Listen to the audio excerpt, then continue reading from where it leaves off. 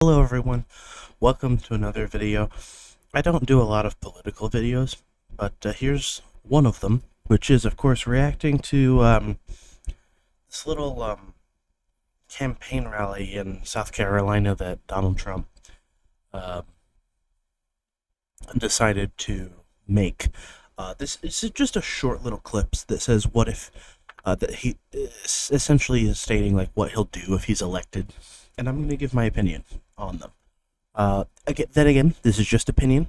Might be misinformed, might be wrong, but I'm just gonna throw it out there. Like fishing, I may not know what I'm doing, but I'm gonna just throw it out there and see what happens. So, reaction. Here we are. Volume down. Hopefully, the audio doesn't get copyright strike. It's just him talking. So we already have a video blocker so that it doesn't get copyright struck. But here we go. To you, I will prevent World War III, and we're a lot closer than anyone knows. We are a lot closer to World War III than anyone knows, and that will be a war like no other. That will. We're a lot closer to World War III than anybody probably ever. We're a lot closer. I don't know if you know, but we're a lot closer. That's just a funny. But this is from Forbes, by the way. How exactly will you prevent World War III? I think the dominoes will fall eventually, whether you want it to or not, whether you say you will prevent it or not. Eventually, it will happen. But hey, that's a good. He's saying the right thing so far. This isn't army tanks going back and forth shooting at each other. This is weaponry like nobody can even imagine. You don't even want to talk about it. Nukes. We'll talk about it. It's probably nukes. It's a lot of nukes. On my first day back in the White House, I will terminate every open borders policy of the Biden administration and begin the largest deportation operation in American history. The largest deportation. I don't know whether that's a good thing or not. It doesn't sound like a good thing. I'll be honest with you. That's going to cause a lot of tension, not just at the border, but everywhere. Specifically with, people like Mexican people living in Texas and other border states. I feel like it's going to just create a lot of tension and maybe increased violence in that area, perhaps. Which is interesting because if he wins the election, I wonder what because in Texas, which is the border, one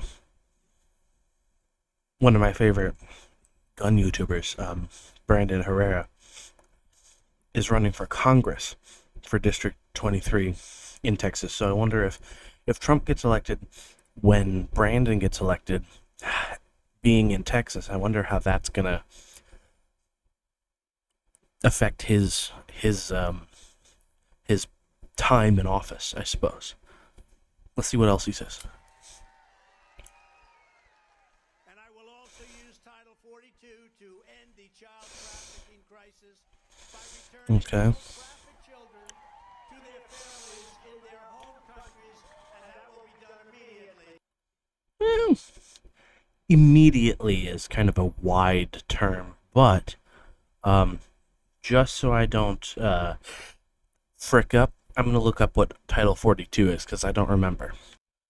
Title 42 expulsion program. Title 42 expulsions were removals by the U.S. government of people who had recently been in countries where communicable diseases are present. The extent of authority, contagion-related expulsion. What is that? End date May 11th, 2023. So that's happened already.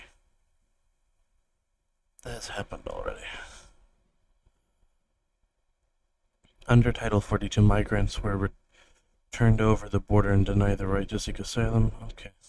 Interesting. How does that relate to what he said exactly?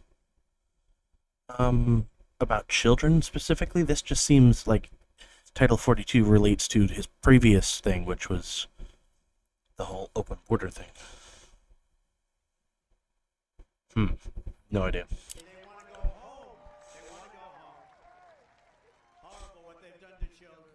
On day one, I will sign a new executive order to cut federal funding for any school pushing critical race theory, transgender insanity, and other inappropriate racial, sexual, or political content onto the heads of our children. Interesting. That he just poked a giant hornet's nest by saying that. Everyone's gonna get on him for that. Many people are gonna love him for that. Many people are gonna hate him for that. I feel like that was a risky move. Risky move. We'll see how it pans out though, because oh boy, that seems ooh, ooh good, but also risky. We'll see how that pays out though. And I will not give 1 penny to any school that has a vaccine mandate or mask mandate. No mandate. Interesting.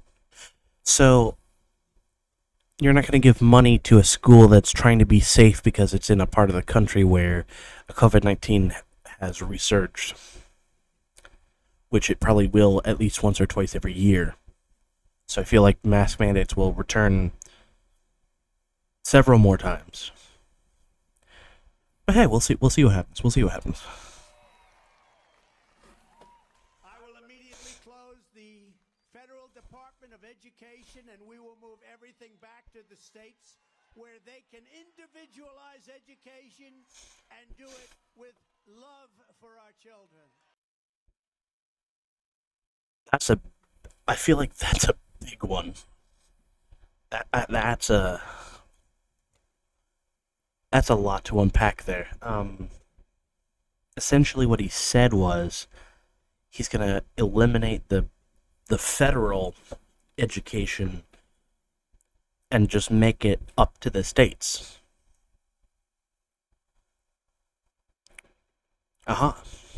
That's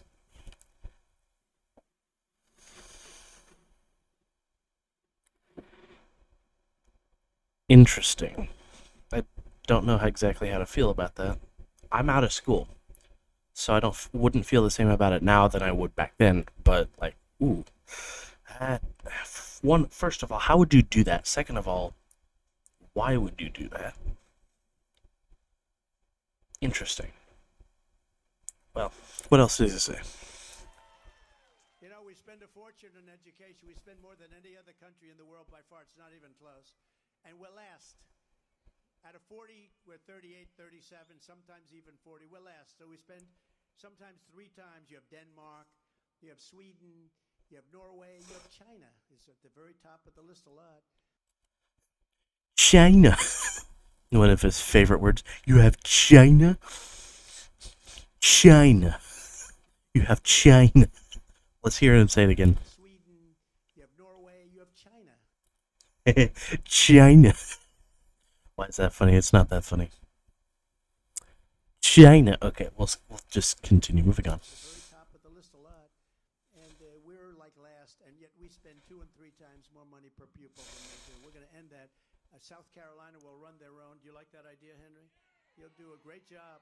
If you have the right people, you're going to do a great job. It can't be worse than what's happening right now. So many people in Washington, building after building. We need maybe 2 or 3 people just to make sure they are teaching English in our schools. Say, is everybody teaching English? Okay, you qualify. I think South Carolina, as an example, in particular, a place like South Carolina would do an unbelievable job with education.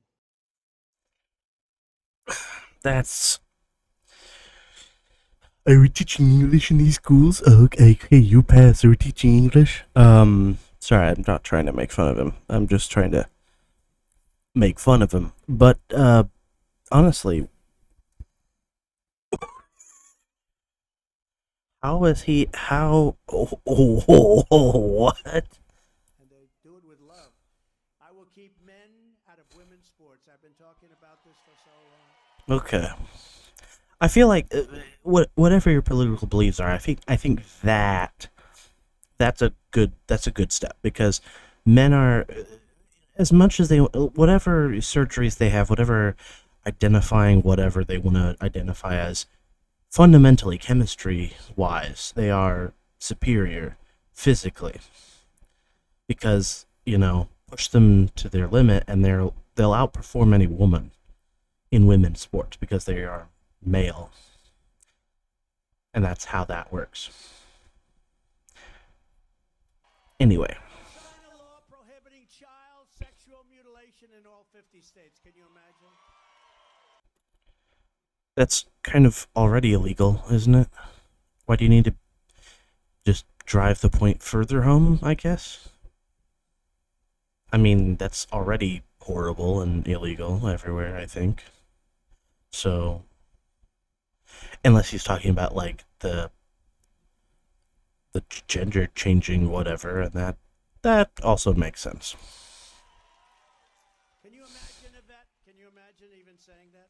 Having to even say, child, think of it. I was thinking the other night, I was making a speech. I said, I will not allow child mutilation. Child mutilation, the word is such a horrible word. And we And yet you just said it like 3 times in a row. won't allow it in our country. And can you imagine saying that 10 years ago? People would say, what the hell is he talking about? And actually, today it's a big. They mutilize. I mean, they want to. They mutilate. They want to mutilate your children. These people are sick. Just as I did for 4 years, I will fully uphold the Second Amendment. They gained no traction. They're gaining traction now. They're playing with your bullets, your ammunition. They're gaining a lot of traction right now. He couldn't finish that last thought and was like, child mutilation. Mutilation is a terrible thing to say, mutilation. Moving on. Second Amendment. I'm gonna uphold it. They are making no traction. They're making traction now, but I'm gonna make sure that they make no further traction. Yeah.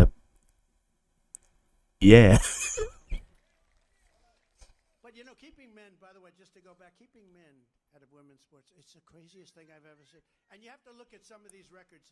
A great one is weightlifting, where for years and years, 18 years, this record stood, and you had this great female athlete. She was going to break the record. Her parents were there. They were all so happy. They're so proud. And they put like a quarter of an ounce on each end, right? And she went up and up and up. Oh, and she didn't make it. Then a guy comes on stage. He just became, I guess, female, right? Is that a correct statement? He just became female. He lifted that sucker. Ding, ding. I think broke the record by like 140 pounds. 1/8 of an ounce on each side. He broke the record by 140. It's not going to be broken anytime soon. Maybe in a million years from now, if we're still around, because we have stupid people here that will allow everything to be obliterated. Don't kid yourselves.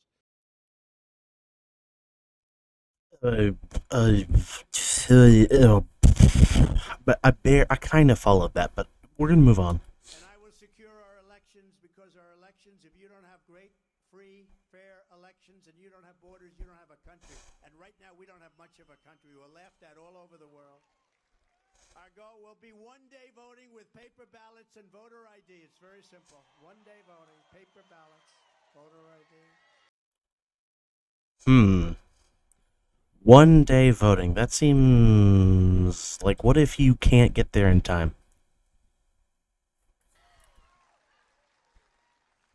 But until then, we have to make sure we win. We have to literally swamp them. We have to swamp them. We have to get so many votes out that they can't cheat, because they will cheat, and they will do things that Republicans don't do.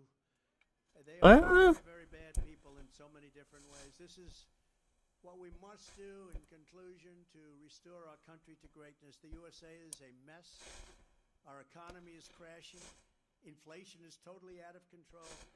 China, Russia, Iran, and North Korea have formed together as a menacing and just a horrible, menacing and destructive coalition. You mean the BRIC nations, I think is what he is referring to. Our currency is crashing and will no longer be the world standard, which will be our That's true. defeat. In 200 years, our currency will no longer be the world standard. Look at what's happening. All these countries are going over to the yuan. That's China. What they're doing to us, I'll get that stopped in one day. No, you won't. The BRIC nations. Yes, the BRIC nations. Russia, China, India, South Africa, Iran. I don't know if North Korea is on there or not, but probably. the BRIC nations are not using U.S. currency as their basis. They're making a currency that's based on either the euro or the yuan, some other currency that's not relating to ours, which will make things a little difficult. I say, you get that stopped, or we're not doing any trading with you. There'll be no more trading. There'll be, oh, we would love to stop that, or we would like to stop that. But nobody talks to them properly. It won't happen with me, not even a little chance, just like Russia would have never invaded Ukraine, as I said, and China would not even thought about Taiwan. And you know what? He just said it. They didn't. They didn't. There was never a thought. And I'll tell you what, that was the apple of President Putin's eye. I spoke to him very well. I had a great relationship with him. It's We had a great relationship. I loved him. I like him, and he did invade Ukraine finally. But I'm gonna totally blame that on the other people. It would never have happened if I were in office. And yeah, so yeah, that I think we're gonna. It doesn't really matter who was president. I'm pretty sure that Putin was gonna be like, "Yeah, you're mine now," regardless of who's president. Honestly. good to have a good relationship. You know, the fake news, look at all of them back there. The fake news said he gets along with Putin. Getting along is okay. But, you know, in many respects, he told me this. He said, there's never been anybody that treated us. I ended Nord Stream 2. Nobody knew what Nord Stream 2, they never heard. I ended the single biggest, most important economic development in the history of Russia. I ended it. It was over. When Biden came in 1 week, he approved it. Is that correct, Marjorie? 1 week, he approved it. I said, I can't believe it. And they built it. 1 week. And then they said, Trump is very soft on Russia. I was the one that put the big sanctions on. And actually, Putin once told me, he said, you know, if you're really good to me, like they say, I'd hate like hell to see you if you were bad to me, because there's never been anybody that did us. But we did get along, and he would never have done that. And he wouldn't have done it for a second reason. Oil would not have hit $110 a barrel. So he wouldn't have been able to afford prosecuting the war. He wouldn't have been able to do it because oil went up to $100 and $115 and even more than that for a period of time. And he actually made a fortune. One of the few people ever to make a fortune on fighting a war. Wars you lose in lives and you lose money. He lost lives, but he made a lot of money. Sorry, whenever he starts to get into something I don't understand, I kind of just glaze over and just kind of, you know how it goes. That would have been stable. I don't understand what he's meaning, $50, $60 a barrel. He wouldn't have been able to even do it. And but he did do it. was up there. He was never even thinking about doing it with me. He wouldn't have done it because I told him not to. I said, you have no idea what's going to happen to you if you do it. But he wouldn't have done it because of the oil prices. Yeah, I have no idea, honestly. Let's finish this out and see. Oil was so low. That's why $1.87 a gallon. And it was even lower than that for a period of time. We would have left Afghanistan with dignity and strength and pride instead of our greatest embarrassment in history. I think Afghanistan was the greatest embarrassment in history. And I when he saw the incompetent, stupid people, the way they left, they took the military out first. I think Putin said, these people are really stupid. That's a different country than I've been dealing with for the last 4 years. Now this is our time to go in. I really believe that's a third reason. If you took the 5 worst presidents in the history of the United States and added them up, they would not have done near the destruction to our country as crooked Joe Biden and the Biden administration have done. You wouldn't have done. I've gotta be honest here. I think that's just wrong. That's, as he would say, raw. And there's nobody, you could take your 5 worst presidents, add them up. I may have to change it to 10. Let's see. President Biden, does he add up to the worst things that, let's say, recent history? Richard Nixon. Going further back, Andrew Johnson. Further back, Andrew Jackson. Yeah, I don't think Biden's that quite that bad. Because 5 is no longer appropriate because you can't even get close. Yeah, I've got to be honest here. That is kind of wrong. It's wrong. It's wrong. I don't think that's at all right. But hey, tell me what you guys think in the comments below. I will definitely want to hear your guys' political opinions. And just know this is just opinions, and they may be wrong, they may be misinformed, they may be stupid, but I gave them. So there you go.